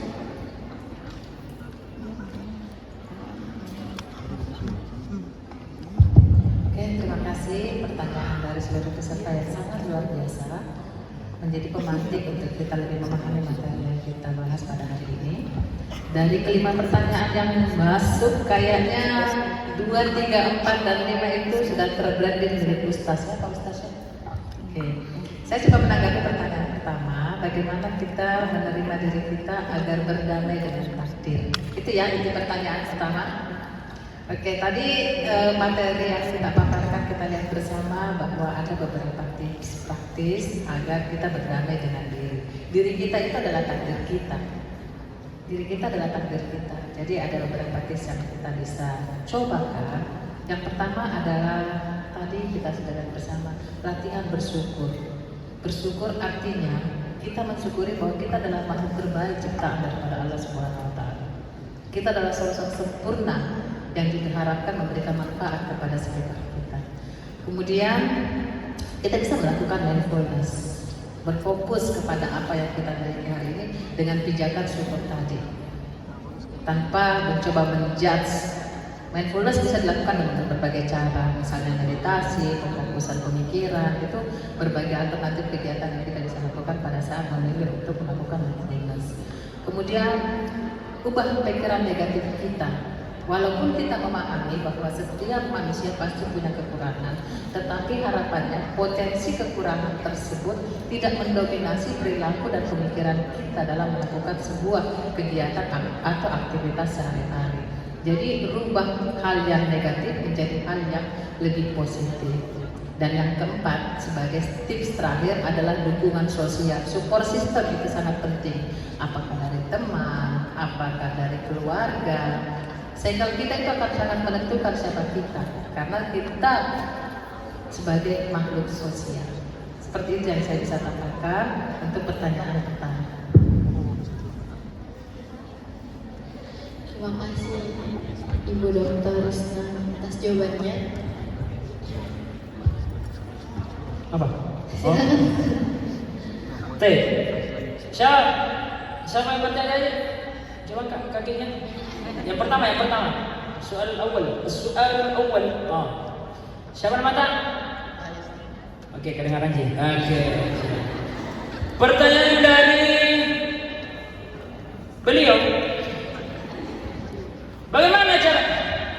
Bagaimana cara berdamai? Perlu pamine. Tapi teman sering singgung ngaku lagi sana. Bagaimana cara move on? Misalkan ada singgung dulu sumbu bisa operasi, sering ada singgung temanku, atau dulu butuh ikan aku sudah berdamai, sudah pakai batu ajaib sama yang disempurkan. Tapi temanku sering kata gini, hidupnya kalau dari saya dengan cara move on. Satu, kalau Anda masih mengingat hal-hal yang menyakiti Anda, boleh jadi pacar Anda. Sering kau belikan bakso, sering kita tinggalkan kan? Banyak lawang pun ambil. Bagaimana cara bisa move on? Satu ya. Banyak kau ingat Tuhanmu. Itu dulu. Karena seperti yang dijelaskan Ibu Dokter itu, kalau kita sering melihat ke bawah, muncullah syukur. Kalau sering melihat ke atas, maka muncullah sabar. Nah, ketika kita misalkan ada masalah luka, ya mohon maaf, mungkin tidak terlalu baik, tetapi sering kata-kata yang teman tak tinggalkan itu teman. Di situ tidak masuk di pembahasan silaturahim atau menyambung hubungan tali persaudaraan. Karena kita disuruh memilih dan memilah teman, sebagaimana hadisnya Nabi SAW, yang maknanya kalau kau berteman dengan seorang pandai besi tukang las, maka kau nanti kalaupun tidak menjadi tukang las, minimal akan kau bersih-bersih itu las. Tapi kalau kau berteman dengan penjual parfum, minimal nanti kau disuruh jual parfum, tidak minimal Kena bawa parfum nggak? Jadi memilih dan memilah teman itu dianjurkan oleh agama. Kalau ada teman tak sering kena singgung-singgung, lebih baik tinggalkan. Lebih baik tinggalkan, dan itu tidak masuk dalam pembahasan memutuskan tali silaturahmi, karena dalam pembahasan menyambut tali silaturahmi yakni kerabat, keluarga terdekat adalah ibu bapak tak, orang tua tak, nenek tak, saudara-saudara tak yang ada hubungan darah. Adapun di luar daripada itu kita hanya sebatas teman. Kami di Mesir itu sering kita panggil orang Mesir, tidak negara kita bilang ya sodiki, temanku, naik temanku baru tidak betul nama. Jadi yang dimaksud memutuskan tali silaturahmi adalah yang ada di darah. Adapun yang lain, apalagi mencelakakan, lebih baik ditinggalkan karena kita lebih betah di mana kita dihargai. Itulah manusia. Jadi kalau misalkan sering pernah bikin teman itu nasi singgung kok, kata yang kalau tidak nasi singgung kok, berusaha untuk tinggalkan. Kalau bisa datang ke sini pun tinggalkan. Saya rasa itu jawaban dari saya. Terima kasih. Pertanyaan kedua, langsung saya. Oh, jadi ada gitu konten, ada soal mau bertanya kepada nanti di situ. Oke, pertanyaan yang kedua. Dari ini yang bertanya, ini saya kenal. Namanya Bayu. Dia tidak sebutkan namanya, tapi saya tahu karena dia adalah finalis aksi Indosiar 2025. Tepuk tangan dulu untuk dia. Anda harus bangga, di tengah-tengah Anda ada finalis aksi 2025 dan ada juga juara anak. Sombong, sorry. Pertanyaan dari Ustaz Bayu, takdir, apakah kita menerima saja? Allah kasih apa langsung diterima? Seakan-akan kita hidup di atas air, mengalir ke kanan, mengalir ke kiri, ikuti saja takdir Allah. Jangan sampai ikut air, ikut air, ternyata ada tai melayang. Tugasnya adalah jangan berprasangka bahwa semua yang terjadi betul sekali bahwa itu dari Allah. Tetapi jangan berprasangka hanya menunggu saja. Jangan sampai kita adalah orang-orang Jabariyah. Tahu orang-orang Jabariyah? Dia bilang, saya berzina karena Allah inginkan saya berzina. Saya merampok, mencuri, membunuh karena keinginan Allah saya ingin mencuri, membunuh. Allah memberikan kita akal. Ad-dinul aql, la dina bighairil aql. Agama itu akal. Tidak ada agama orang toko worogan. Rufi al-qalam, diangkat itu pena, tidak dikenakan dosa dalam 3 hal. Pertama, anak-anak cabi sampai besar balik. Orang tidur atau orang pingsan sampai bangun, orang gila sampai dia sadar. Maka kalau misalkan kita masuk dalam pembahasan takdir, tugas kita adalah berpindah dari takdir satu ke takdir yang lain. Ini ada singgungannya dengan pertanyaan kelima. Nah, bilang apakah kita harus melawan takdir, dan ini bahaya kalau melawan takdir, didahului Allah. Tidak, itu bahasa buku supaya lagi digunakan naskah. Mustamin tunggu, nanti buktikan tuh buku bagus cerita kita itu. Anu saya bersama takdir. Baik dengan kita ada berlawanan, saya bersama. Ini bahasa buku. Masuna adalah suatu ketika menjawab pertanyaan kedua, pertanyaan kelima. Suatu ketika Sayyidina Umar bin Khattab, Sayyidina Ali karramallahu wajhah ingin mengunjungi suatu tempat. Kemudian terdengar berita bahwa di tempat itu sedang ada penyakit watan. Penyakit yang bisa bikin meninggal ke orang. Entah dia ada yang tahu, Allah alam. Pokoknya penyakit watan namanya. Singkat cerita, anda tahu kini khalifah Sayyidina Umar, Sayyidina Ali. Dia bilang jangan bikin balik ke sana ke tempat, pergi di tempat lain. Anda bertanya sahabat, ya Sayyidi, ya Amirul Mukminin, Anda meninggalkan takdir Allah. Harusnya Anda datang ke sana, mengislamkan penduduk sana. Anda hanya karena takut dengan takdir Allah yang penyakit. Watan, Anda hanya takut penyakit itu, Anda langsung tinggalkan takdir Allah. Cerdasnya Sayyidina Umar, Sayyidina Ali menjawab, saya ini bukan melawan takdir, tapi saya berpindah dari takdir satu ke takdir yang lain. Jadi masih di dalam koridor takdir. Tidak ada bisa lolos ke sini dari takdirnya Allah. Ada tadi pertanyaan bahwasanya banyak ada pertanyaan dulu lagi. Pertanyaan di situ bilang, bagaimana dengan nasi? Nah, ini tadi. Ini berisan sembunyi. Pertanyaan 2, 3, 4. Kata takdir ngasih katanya kan. Gara-gara buku melawan takdir. Beli kok, ada buku kedua. Satu di rumahku, satu bawa di pondok. Sudah tanda-tangan Prof. Handa. Yang satu saya sendiri tanda tangannya. Bapak berarti ada tanda tangan. Bagaimana dengan mama anak dokter, bapak anak dokter, berarti anaknya juga dokter? Tidak. Bagaimana Sayyidina Nuh alaihissalam punya anak kan anu melawan Allah. Seorang nabi melahirkan anak yang pembangkang. Bagaimana dengan Nabi Lut alaihissalam, seorang nabi yang istrinya LGBT?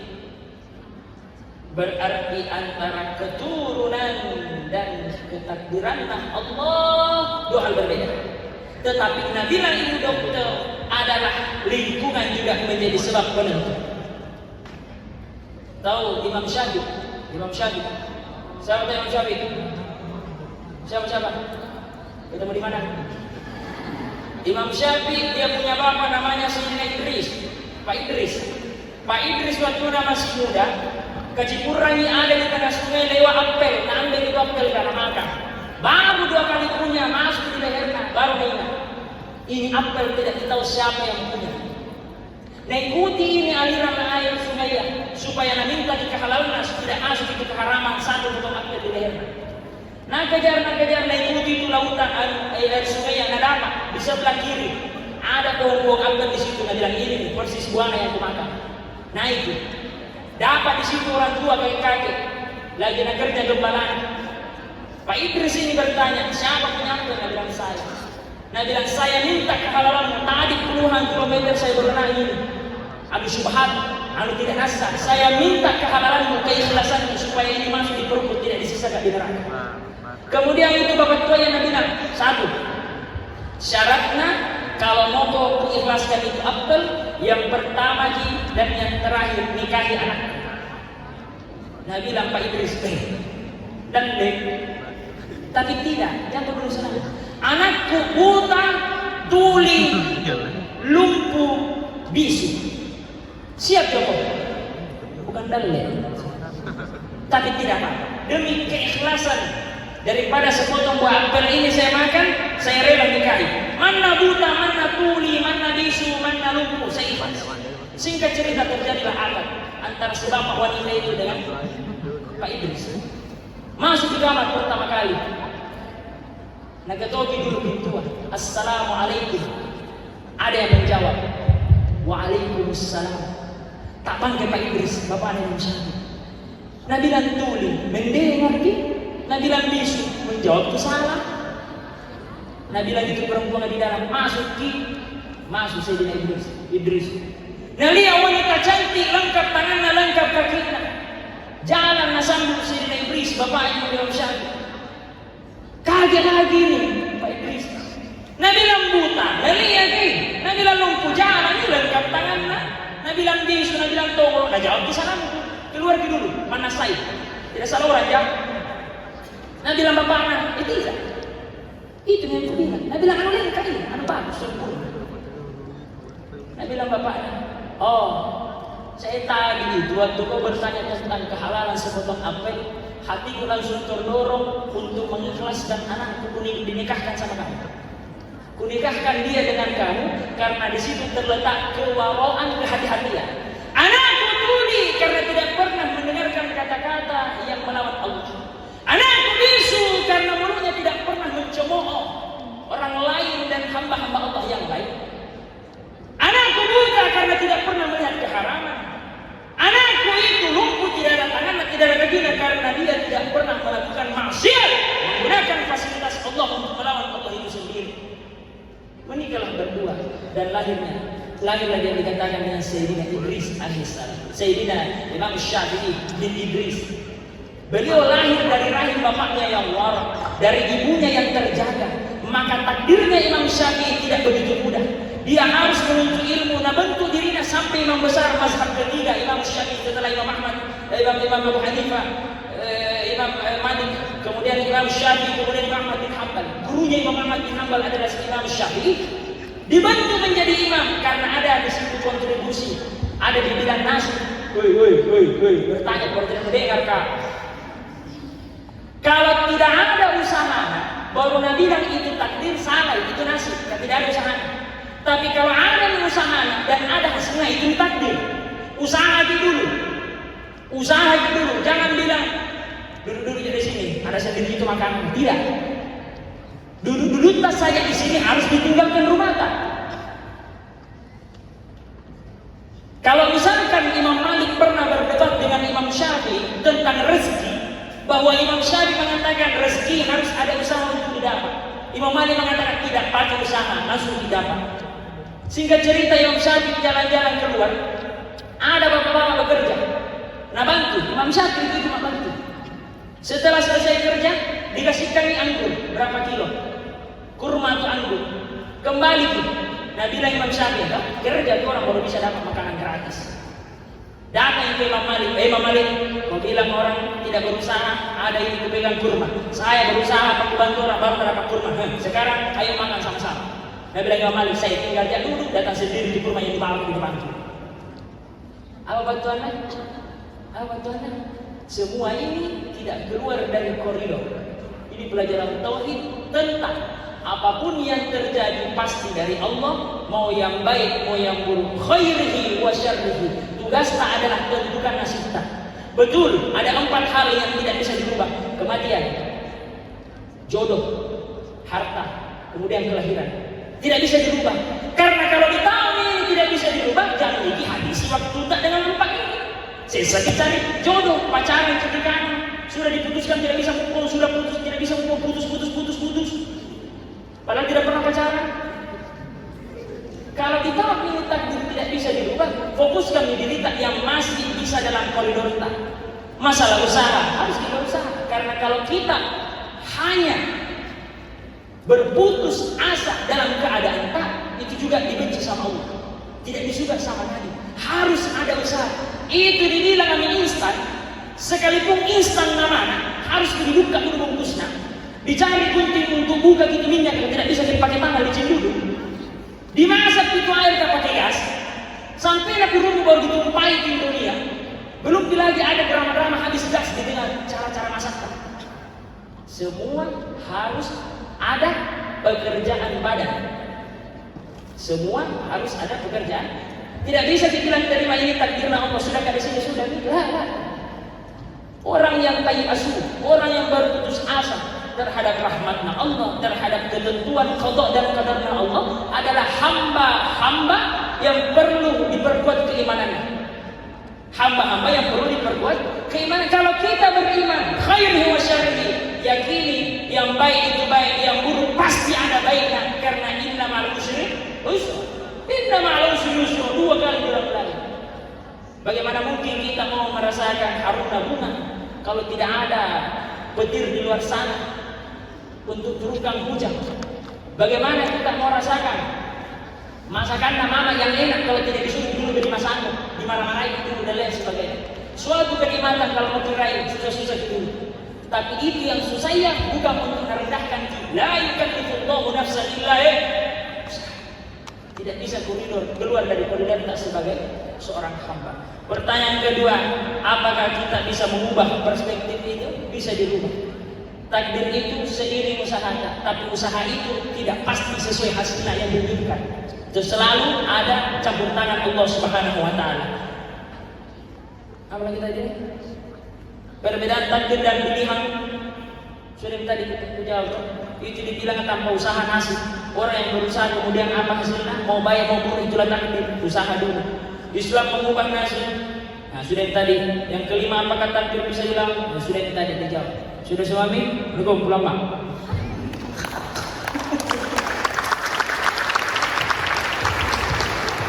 Tunggu dulu. Masih ada kan? Selesai ini closing. Tunggulah. Siapa yang bertanya tadi? Bertanya. Yang bertanya 5 orang. 5 orang. Ada hadiahku. Maju dulu. Dan apa nih kopi? 5 menit. Cepat kau main. Kau bisa main. Sama-sama deh. Yalah, naik di sini. Fatimah. 1, 2, 3. 5 orang. Mana satu nak?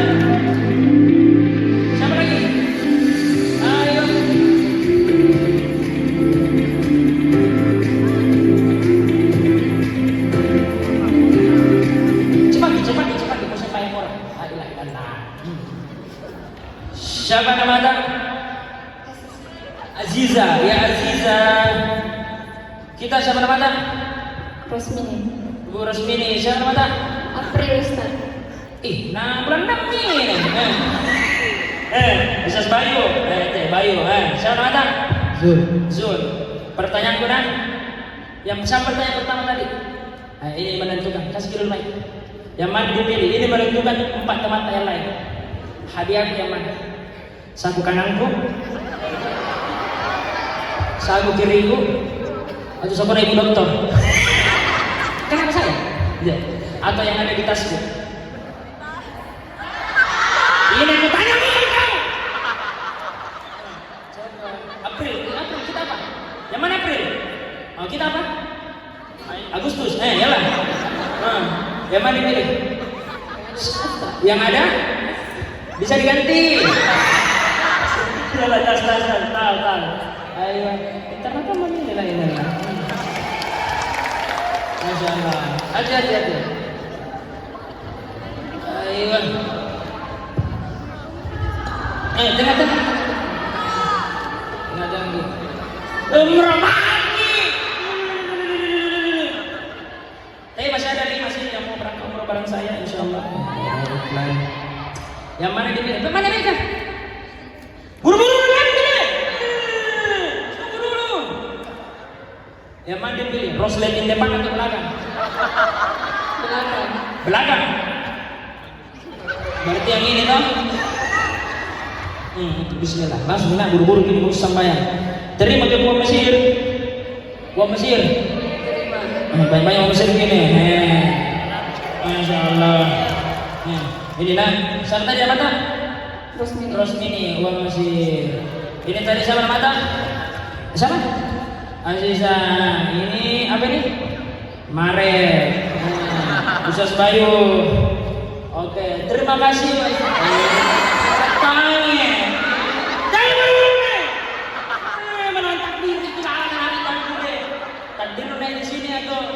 Atau bagaimana? Nasibmu atau takdirmu naik di sini? Pilihanku. Setak ini. Oke, kasih dulu kan. Itu uang asli itu semua. Tidak lagi di sini. Di Mesir. Kalau mau belanja di bentuk ini 15 juta. Nah, belanja itu uang.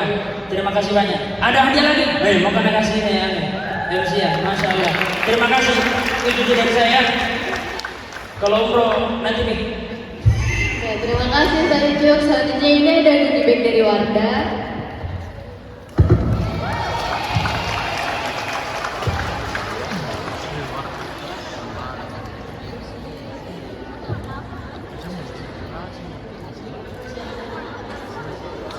Dimohon kesediaannya kepada Dr. Rista dan Ustaz Ijuk untuk foto bersama. Sama-sama, Pak.